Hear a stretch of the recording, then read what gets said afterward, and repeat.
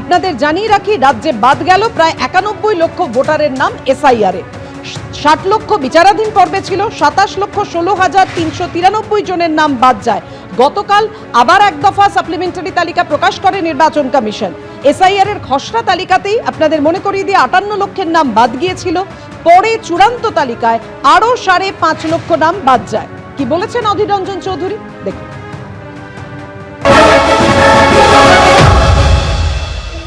আমাকে বয়স্ক মানুষরা বলছে, গুরদাসপুরে, দৌলতাবাদে মেয়েরা, ঘরের মা বোন ভাবি বুবুরা বলছে, ভোট তোমরা দিতে চাই, কিন্তু কাকে দিব? আমাদের তো ভোট দেওয়ার অধিকারই নাই। আমি কাউকে হাত জোর করছি, হয়তো আমার জন্য দোয়া আশীর্বাদ করতে, তাহলে কি করে করবো? আমাদের তো ভোটার লিস্টের নামই নাই। মহিলা, বয়স্ক মানুষ বুঝে সারা জীবন ভোট দিলাম, এখন ভোটার লিস্টের নাম নেই। যে যতক্ষণ পর্যন্ত না বঞ্চিত ও বৈধ ভোটার যারা, তাদের নাম নথিভুক্ত না হবে, ততক্ষণ নির্বাচন স্থগিত রাখা হোক। তার একটা কারণ, এটা সাংবিধানিক প্রশ্ন। এটা একদম সাংবিধানিক প্রশ্ন। ভারতবর্ষের সংবিধান বলছে প্রত্যেকটা ভোটারের মূল্য এক। এসআইআর এ রাজ্যে প্রায় 91 লক্ষ ভোটারের নাম বাদ গেল, আর সব থেকে বেশি নাম বাদ গেল মুর্শিদাবাদে। 4.5 লক্ষেরও বেশি নাম ডিলিট হয়েছে।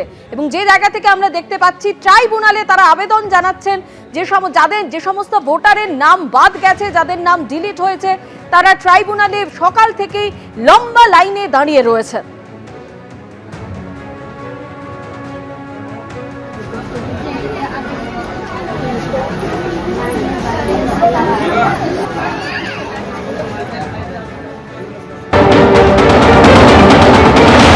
আর বাবার মায়ের তিনজনারই।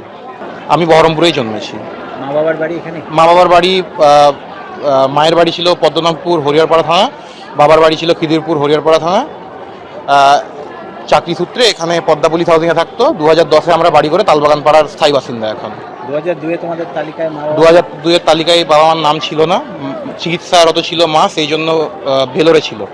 সেই কারণে বাবা মা দুজনাই ওখানে ছিল, তো সেই জন্য হয়তো নাম উঠেনি। আর এই ট্রাইব্যুনালে বাদ যাওয়া যাদের নাম, তারা আবেদন করার জন্য, নাম তোলার জন্য দীর্ঘ লাইন দেখা গেছে। হাতে গোছা গোছা নথি নিয়ে তারা দীর্ঘ সময় অপেক্ষা করছেন এই ট্রাইব্যুনালে নাম তোলার জন্য, আবেদন জানানোর জন্য। সেই ছবি আপনাদের সামনে রেখেছি। মহকুমা শাসকের দপ্তরে মনোনয়নপত্র জমা দিতে এসে নাম বাদ যাওয়া ভোটারদের সঙ্গে কথা বললেন ক্যানিং পশ্চিমের তৃণমূল প্রার্থী পরেশ রাম দাস। নাম বাদ যাওয়া ভোটারদের আইনি সহায়তার আশ্বাস দিয়ে মাইকে প্রচারও করলেন তিনি। যেভাবে আপনারা ভারতবর্ষে আপনাদের নামটা বাদ দিয়েছে কেন্দ্রীয় সরকার, তাদের নির্বাচন কমিশন, আপনারা যারা অনলাইনে ফর্ম ফিল আপ করেছেন নাম তোলার জন্য, তারা আর এখানে দাঁড়াবেন না। যারা অনলাইন করেনি তারা অফলাইনে জমা দিন। কারণ আপনারা যে কষ্ট দীর্ঘ 2.5 মাস ধরে যে কষ্ট হচ্ছে, তার জন্য রাজ্যের মুখ্যমন্ত্রী এবং আমাদের নেতা অভিষেক বন্দ্যোপাধ্যায় বলেছেন,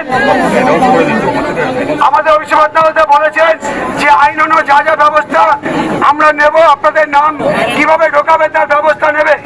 আমি বলি, উপর থেকে সরকারিভাবে অ্যানাউন্স করে দিচ্ছে, আপনারা অ্যানাউন্সটা শুনবেন।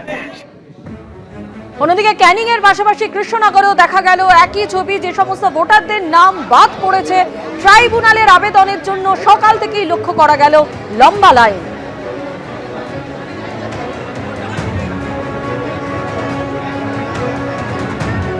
অন্যদিকে দুর্গাপুরের ছবিও পাশাপাশি আপনাদের সামনে তুলে ধরছি। ট্রাইব্যুনালে আবেদনের জন্য দীর্ঘ লাইন দেখা গেল।